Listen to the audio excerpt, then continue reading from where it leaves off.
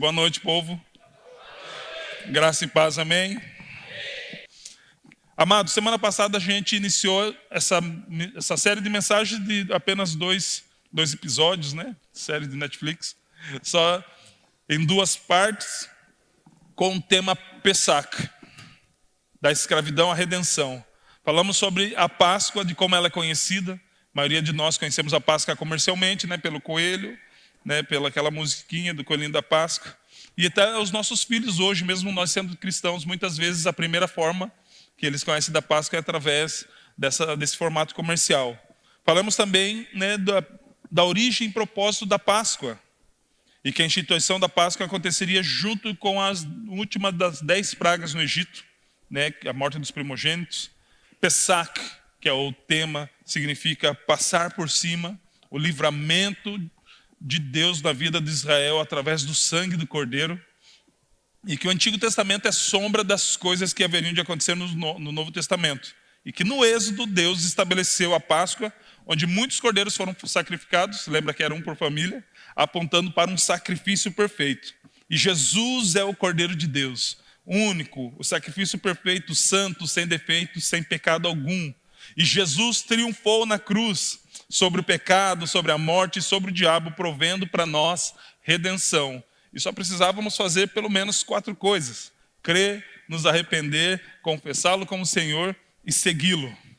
E hoje o tema continua sendo Pesach, porém da morte para a vida. Pesach, da morte para a vida.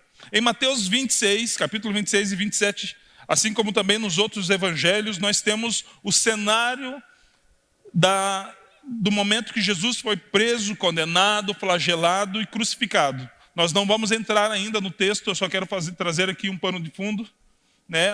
Jesus, após ser condenado, ele é açoitado por ordem de Pilatos, que queria soltá-lo porque não viu mal algum nele, porém o povo falava, crucifica-o, crucifica-o.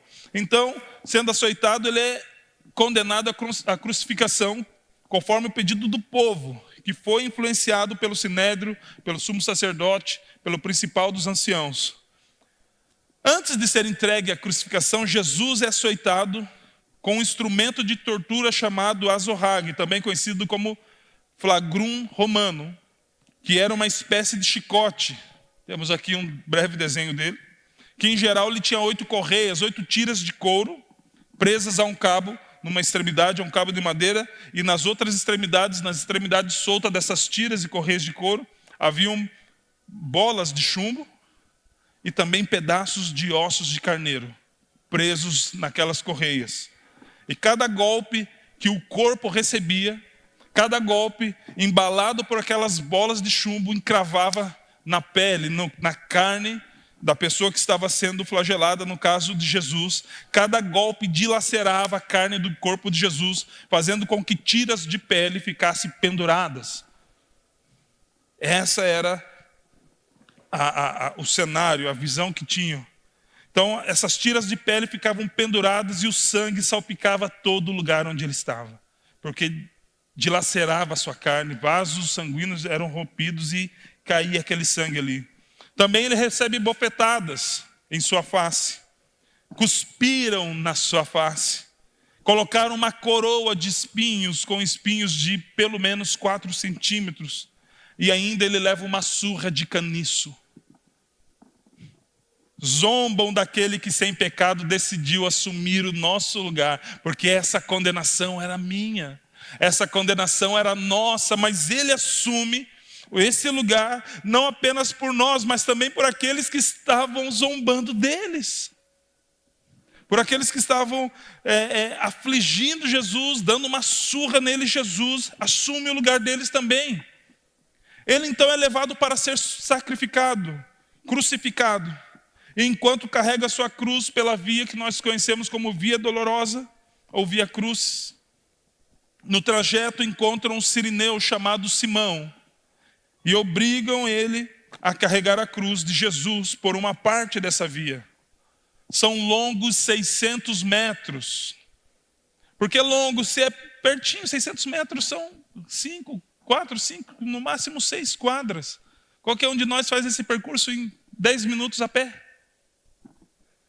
Só que para Jesus são longos 600 metros, que Jesus precisa percorrer até o Gólgota, um caminho que parecia curto, mas por causa do seu corpo exausto, cansado por causa do castigo e da flagelação, Jesus leva mais do que 1 hora para percorrer essa distância.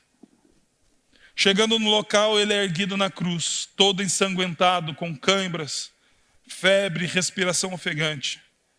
E permanece agonizando naquela cruz por cerca de 6 horas, pendurado no madeiro. Numa cruz que não era dele. Aquela cruz era minha, aquela cruz era sua. Não pertencia a ele.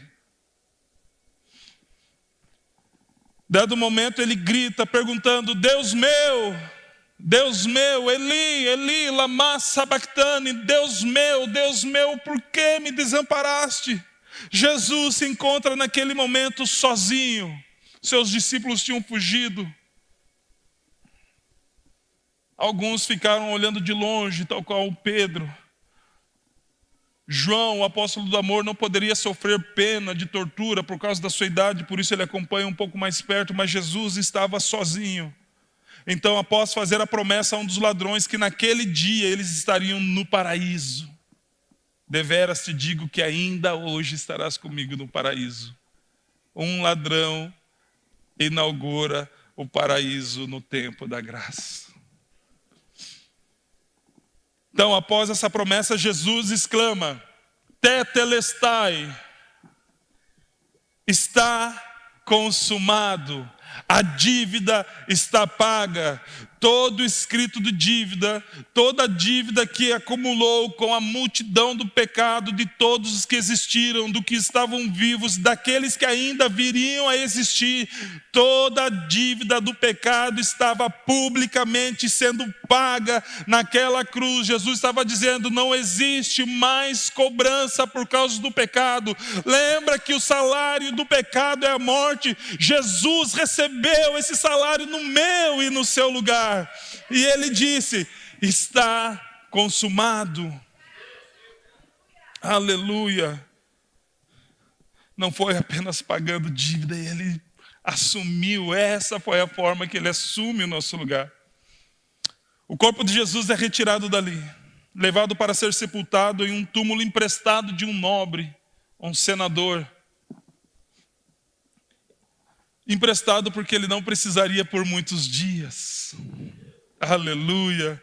Pois havia uma promessa.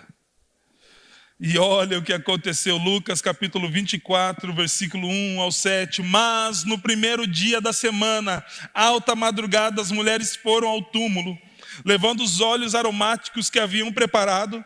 Encontraram a pedra removida do túmulo, mas ao entrar não acharam o corpo de Jesus. Aconteceu que, perplexas a esse respeito, apareceram-lhes 2 homens com roupas resplandecentes. Estando elas ainda com muito medo e baixando os olhos para o chão, eles disseram: por que vocês estão procurando entre os mortos aquele que vive? Ele não está aqui, mas ressuscitou. Aleluia! Ele ressuscitou. Essas foram as boas novas naquela manhã que elas receberam.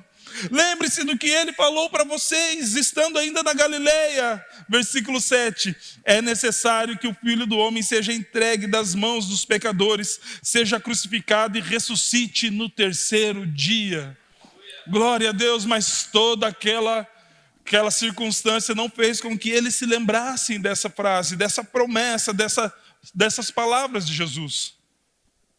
O sepulcro não detém Jesus, pois ele não tem apenas vida, ele é o autor da vida. Nós temos vida, recebemos vida, Jesus não. Ele é o autor da vida, ele é a própria vida. Ele disse a respeito de si mesmo: eu sou o caminho, a verdade e a vida. Então o sepulcro não consegue detê-lo. E se Jesus apenas tivesse morrido, a morte ainda teria domínio. Se ele apenas tivesse morrido, a morte ainda teria domínio, já que o salário do pecado é a morte. E ele seria igual a muitos em relação à sua morte. Muitos homens que vieram com mensagens e que marcaram toda a humanidade. Ele seria iguais a quem? Talvez igual a Maomé, Mahatma Gandhi, Siddhartha Gautama, o Buda. Todos esses homens que eu estou citando aqui, eles foram influentes, arrastaram multidões com seus ensinamentos. Mas eles morreram e tem um sepulcro com seus restos mortais. Mas no sepulcro de Jesus está escrito: Ele não está aqui, porque Ele já ressuscitou. O fato de Jesus ter ressuscitado fez com que Ele vencesse a morte. Ele tinha vencido o pecado na cruz, Ele tinha vencido Satanás na cruz, mas ao ressurgir Ele venceu a morte. Ou seja, para mim e para você, a morte é apenas uma vírgula na história eterna que Cristo escreveu ao nosso respeito. É por isso que ele fala: aquele que crê em mim, ainda que esteja morto, viverá. E aquele que vive jamais morrerá, porque a morte é apenas uma vírgula numa história que ele escreve eternamente. Jesus não foi vencido pela morte, mas ao ressuscitar, ele vence a morte. Somente Jesus tem em seu túmulo escrito: Ele não está aqui. Nenhum homem antes nem depois de Jesus tem esse título na porta de um túmulo. Túmulo que não pertence a ninguém, continua não pertencendo, porque ele foi ocupado apenas por 3 dias. E o que acontece com a ressurreição de Jesus? O que acontece conosco com a ressurreição de Jesus? Uma das coisas, ou a primeira delas, somos regenerados para uma viva esperança. 1 Pedro capítulo 1, versículo 3.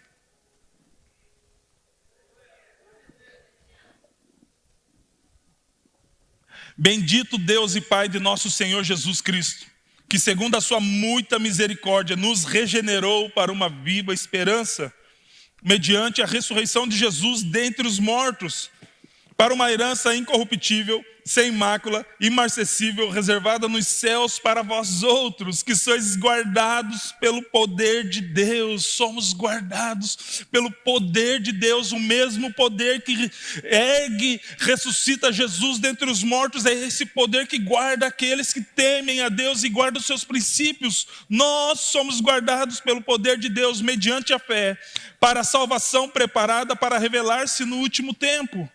Nisso exultais, se alegre, exulte, regozije, nisso exultais, embora no presente, por breve tempo, seja necessário que sejais contristados por várias provações, para que, uma vez confirmado o valor da vossa fé, muito mais preciosa que o ouro perecível.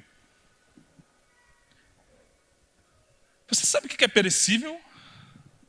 É aquilo que estraga, amém? Ou aquilo que enferruja, se corrompe. A minha esposa recebeu como presente da avó ainda algumas, né, não sei se era brinco, alguns anéis, né, sabe quando vem de geração em geração, ou seja, durou a vida da avó, da mãe, dura a vida dela, e se duvidar vai passar ainda para a Adriele, e não tem um sinal de ferrugem no ouro.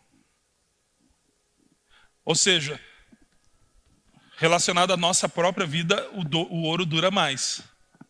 Mas relacionado à sua fé, a Bíblia diz que a sua fé é muito mais preciosa do que o ouro que envelhece, do que o ouro que enferruja. Nós jamais veremos um ouro enferrujar, mas aquele que é criador de todas as coisas, que é de geração em geração, ele consegue ver o fim de todas as coisas, exceto da sua palavra. Porque todas as coisas passarão. Então, quando ele fala: uma vez confirmado, o valor da vossa fé é muito mais preciosa do que ouro que enferruja. E ainda que você não veja o ouro enferrujar, pelo contrário, a gente vê cada vez mais o valor dele subir. A sua fé, quando é provada, ela é mais valiosa que esse ouro.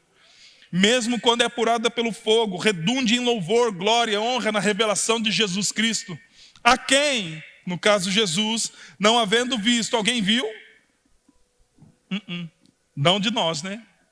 Não há ninguém vivo que tenha visto Jesus. Mas mesmo assim somos chamados suas testemunhas. Testemunhas de alguém que não vimos, mas que mudou a nossa história. Eu sou testemunha do quê? Do que ele tem feito em mim. A quem não havendo visto, a mais.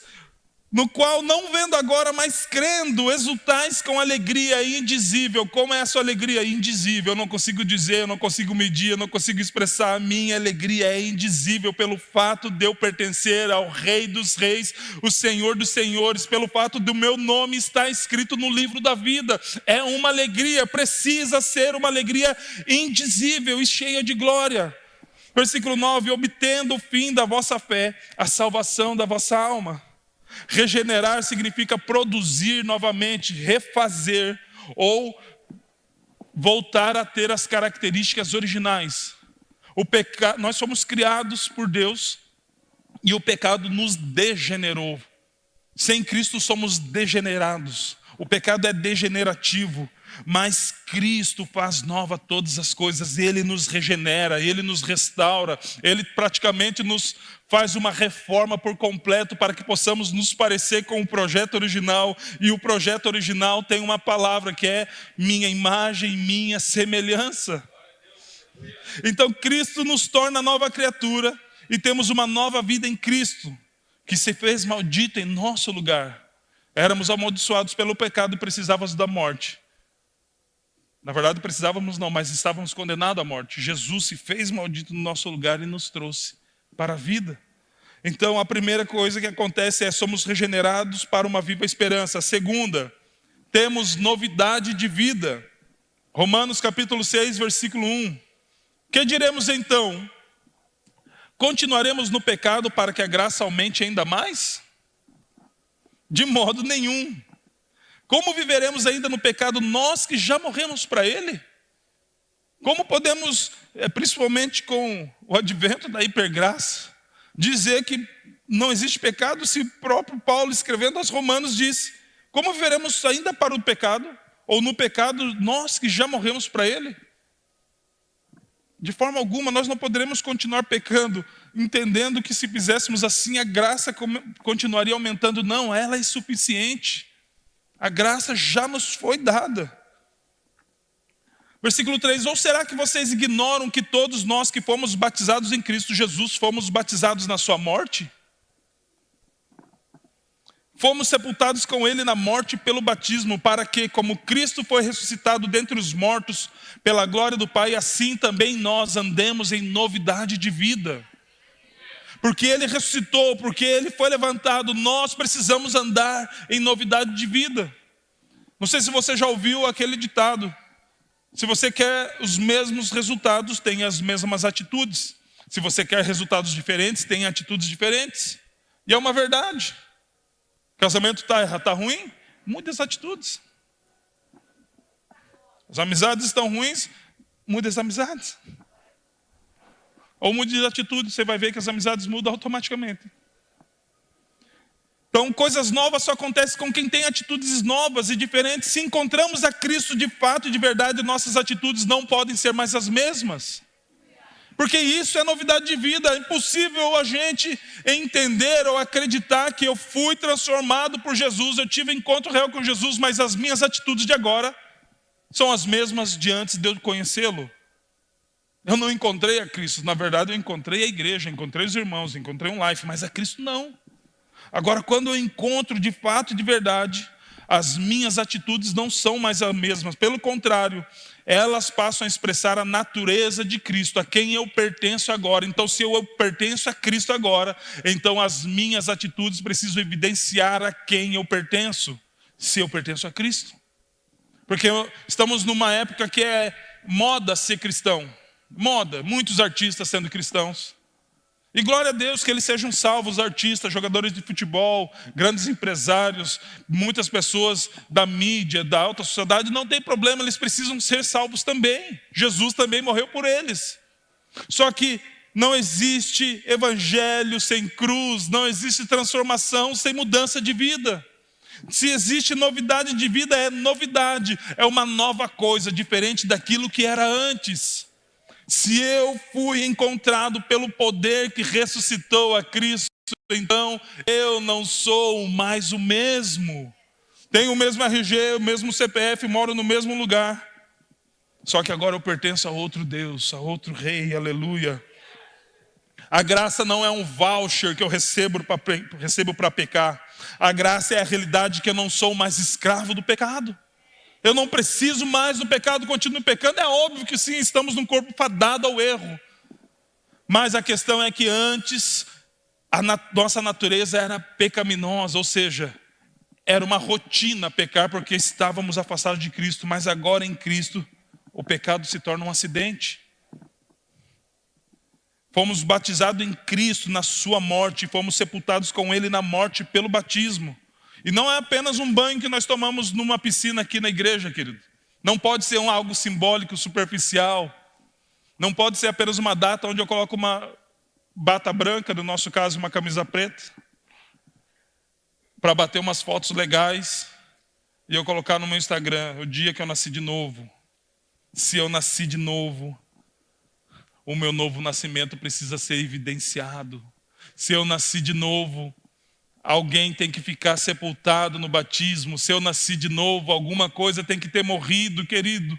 Porque muitas vezes estamos muito vivos, muito vivos. A nossa carne está cheirando demais muitas vezes. Precisamos lembrar que nós já fomos mortos em Cristo Jesus. Já fomos sepultados com Ele na sua morte. É a realidade nossa, querido. Isso não é apenas um símbolo, mas é uma realidade espiritual de que nós não pertencemos mais a nós mesmos. Essa é a realidade, eu não pertenço mais a mim mesmo. Isso é a definição exata daquela oração que todos nós fizemos.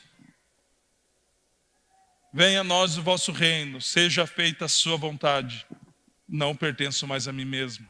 Se venha a mim o seu reino e seja feita a sua vontade, então eu não pertenço a mim mesmo. Terceiro, somos vivificados. 1 Coríntios capítulo 15, versículo 20.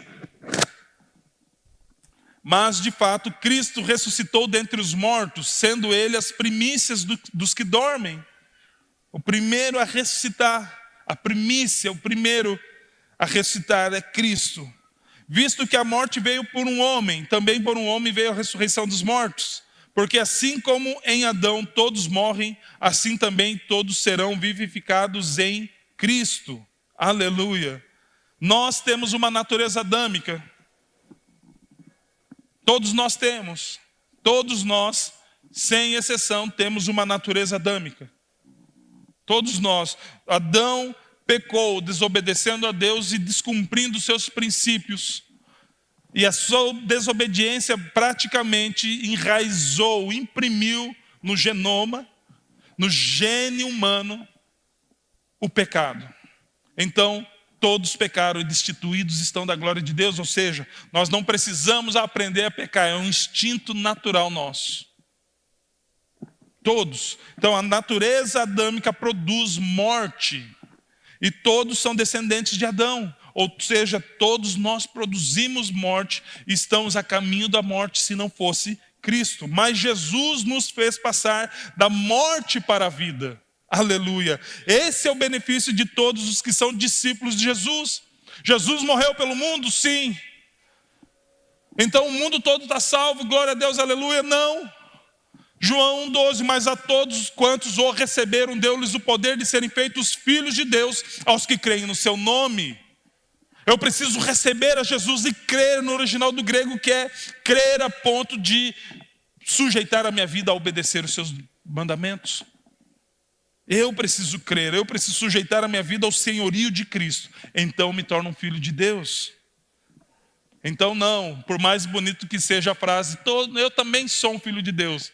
Recebeu a Cristo? Crê nele? Caminha debaixo dos seus princípios? Não. Então não. Então se não é criatura. Criado por Deus, mas filhos de Deus somente por intermédio de Cristo Jesus. Romanos capítulo 8, versículo 10 ao 13. E se Cristo está em vós, o corpo, na verdade, está morto por causa do pecado, mas o espírito vive por causa da justiça. E se o espírito daquele que dentre os mortos ressuscitou a Jesus habita em vós, ele habita em vós, amém? Aquele que dentre os mortos ressuscitou a Cristo também vivificará os vossos corpos mortais, os nossos corpos mortais, como? Pelo seu Espírito que em nós habita. De maneira que, irmãos, somos devedores, mas não a carne para viver segundo a carne, porque se viver de segundo a carne, morrereis. Se viver de segundo a natureza adâmica, morrereis. Se viver de acordo com a sua vontade pecaminosa, morrereis. Mas se pelo Espírito mortificardes as obras do corpo, então vivereis. Alex, eu quero mortificar as obras do corpo com a minha sabedoria, com o meu conhecimento, com a minha inteligência, com a minha eloquência, com a minha habilidade manual, com a minha predisposição, com a força do meu braço. Não vai dar certo. Porque a única forma de nós mortificarmos as obras do corpo é pelo Espírito Santo que habita em nós. E se nós não estamos conseguindo vencer as obras da carne, é porque talvez nós ainda não o tenhamos. Porque se nós o temos, já temos a força disponível, já temos a força suficiente, já temos a força necessária para vencer as obras e os desejos do corpo, os desejos da carne. Já temos, do contrário, o Espírito seria insuficiente, mas ele não é. Então com isso, acabam-se as desculpas, acabam-se as justificativas que não conseguimos vencer a guerra contra o pecado. Por quê? Porque conseguimos através do Espírito que nos foi dado. Então se ele nos foi dado, nós já temos tudo que nós precisamos para avançar, queridos. Quantos estão comigo, amém? Copiei, pastor Jacques. O Espírito que ressuscitou a Jesus dentre os mortos vive em nós, amém? Aleluia, ele nos convence do pecado, justiça e juízo, nos dando graça para vencer as provações. Então, querido, está difícil, você já tem o que é necessário dentro de você para vencer. E eu não estou falando de vencer, de você vencedor, você é o vitorioso, pegue a chave da sua vitória. Estou falando sobre vencer a você mesmo, sobre vencer a concupiscência, os meus maus desejos, as minhas concupiscências, os desvaneios da minha carne. Eu tenho poder de Deus para vencer a mim mesmo, que é vencer as obras do pecado que muitas vezes imperam em mim, mais do que a sabedoria de Deus. E por último, não menos importante, recebemos um memorial. E o que é o memorial? No dicionário é uma nota ou apontamento que serve de lembrança. Um memorando, escrito em que se relembra ou chama atenção para um pedido anterior. Relato ou compilação de feitos memoráveis, monumento em memória de algo ou alguém, relativo à memória, que é digno de ficar na memória, ou algo que deve ser celebrado em memória de alguma coisa que aconteceu. Se coloque de pé, por gentileza. E Jesus, antes de morrer, ele deixou algo para que nós pudéssemos fazer um memorial. Na verdade, nos deixou um memorial para que pudéssemos celebrar. Só que poderíamos de fato celebrar se ele tivesse ressuscitado. E como ele ressuscitou, então podemos celebrar. 1 Coríntios capítulo 11, versículo 23. Porque eu recebi do Senhor o que também lhes entreguei. Que o Senhor Jesus, na noite que foi traído, pegou um pão. E tendo dado graças, o partiu e disse: isto é o meu corpo, que é dado, que é partido, que é dilacerado, que foi rasgado naquela cruz, por vocês. Façam isso em memória de mim. Do mesmo modo, depois da ceia, pegou também o cálice, dizendo: esse é o cálice da nova aliança no meu sangue. As outras alianças foram feitas com base também no sacrifício de um cordeiro, porém de um cordeiro ineficaz.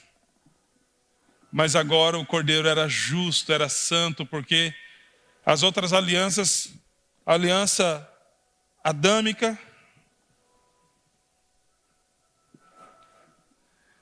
ela foi insuficiente, porque era com base no que Adão poderia oferecer. A aliança com Moisés era insuficiente, porque foi com base no que Moisés poderia oferecer. E ele ofereceu um cordeiro sem mancha, porém limitado. A aliança com Noé e com todos os homens era insuficiente, mas agora Jesus diz: esse é o cálice da nova aliança no meu sangue, não apenas nova, mas ela é eterna. Aleluia. Ela não serve até a próxima aliança, ela serve de uma vez por todas, porque Jesus entrou diante de Deus como sacrifício vivo uma vez por todas e fez um caminho para que eu e você pudéssemos encontrar a Cristo. E ele falou: façam isso todas as vezes que o beberem em memória. Ele estabeleceu um memorial em memória de mim. Porque todas as vezes que comerem esse pão e beberem esse cálice, vocês anunciam a morte. Então o memorial, ele não é apenas algo relacionado a alguma coisa que passou. Quando fazemos esse memorial, quando celebramos a ceia, nós apontamos para aquilo que Jesus fez na cruz no passado. Mas apontamos também para uma data. A Bíblia diz: até que ele venha. Nós apontamos para o dia onde nós ouviremos uma trombeta soar. Aleluia, aleluia, nós ouviremos uma trombeta soar, queridos. E Paulo já cria que ele veria isso com seus próprios olhos antes de morrer, a ponto dele falar: e nós, os que ficarmos vivos, depois daqueles que ressuscitarem, encontraremos com ele nos céus. Se Paulo tinha uma viva esperança a respeito da volta de Jesus, quanto mais nós que estamos mais perto. Vocês anunciam a morte do Senhor até que ele venha. Por isso, aquele que comer o pão ou beber o cálice do Senhor indignamente será réu do corpo e o sangue do Senhor. O que é comer ou beber o corpo indignamente? É quando não discerno, não entendo a respeito de Jesus, do seu sacrifício da cruz, daquilo que ele estabeleceu, que é a sua igreja, que também é o corpo dele, da remissão dos pecados, da morte de Jesus pelos nossos pecados. A ceia é um memorial estabelecido por Cristo. Fazemos isso em memória dele. E além disso, até que ele venha. Pegue o seu pão, querido. Pai, graças te damos. Porque juntos, e a sua palavra disse, todas as vezes que vocês se reunirem, Pai, a ceia é para o corpo. A ceia é para a igreja, não é para o indivíduo. Foi a partir de um indivíduo chamado Jesus para o seu corpo chamado igreja.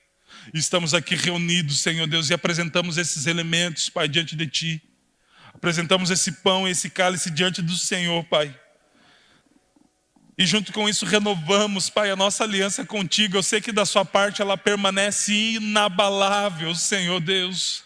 Mas, Senhor, renovamos ela hoje, Senhor Jesus. Renovamos ela hoje, Pai. E pedimos, abençoe esses elementos, Pai, para a glória do seu nome, Pai. Para a glória do seu nome. Eu te peço e agradeço, amém. Pegue o pão, querido. E participe do pão.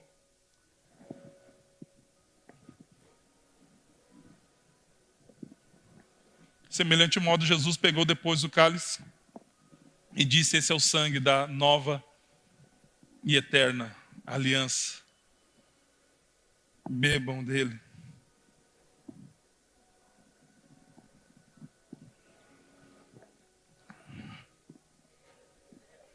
Aleluia. Glória a Deus, glória a Deus. Eu gostaria que apagassem as luzes.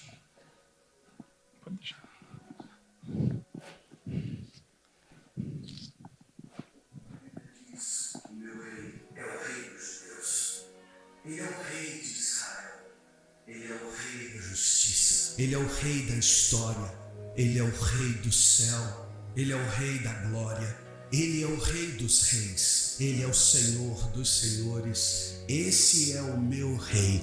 Me pergunto se você o conhece. Meu rei é um rei soberano. Nenhum tipo de medida pode definir seu amor ilimitado. Ele é continuamente forte, inteiramente sincero, eternamente constante. Ele é imortavelmente gracioso, imperialmente poderoso, imparcialmente misericordioso. Você o conhece? Ele é o maior fenômeno que jamais cruzou o horizonte deste mundo. Ele é o Filho de Deus, Ele é o Salvador do pecador, Ele é a peça central da civilização, Ele é incomparável, Ele é único, Ele é a ideia mais elevada em literatura. Ele é a mais alta personalidade em filosofia. Ele é a fundamental doutrina da verdadeira teologia. Ele é o único qualificado para ser um salvador totalmente suficiente. Me pergunto se você o conhece hoje. Ele supre força ao fraco. Ele é disponível para o tentado e atribulado. Ele se compadece e ele salva. Ele endireita e sustenta. Ele guarda e ele guia. Ele cura o doente, ele purifica leprosos, ele perdoa pecadores, ele absolve devedores, ele liberta os cativos, ele defende o fraco, ele abençoa crianças, ele serve o infortunado, ele considera o idoso, ele recompensa o diligente, ele embeleza o humilde.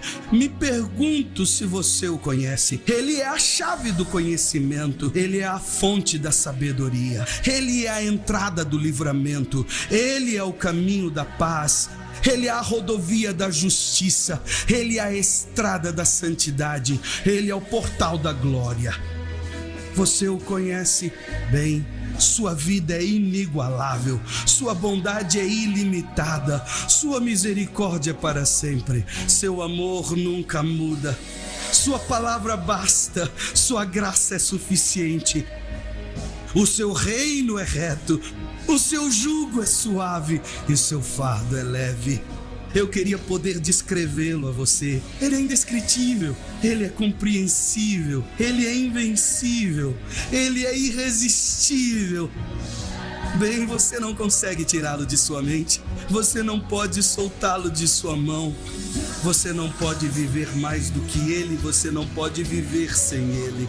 Bem, os fariseus não o suportaram, mas descobriram que não poderiam pará-lo. Pilatos não pôde encontrar culpa alguma nele. Herodes não pôde matá-lo. Morte não pôde dominá-lo. E a sepultura não pôde retê-lo. Sim, esse é meu rei. Esse é meu rei. Você consegue manifestar sua adoração de alguma forma a esse rei que vive eternamente? Aleluia! Jesus morreu para que pudéssemos viver.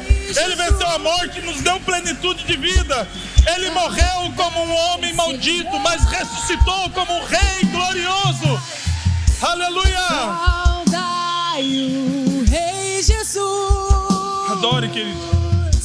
Saudai o nosso Salvador. Saudai o Rei Jesus.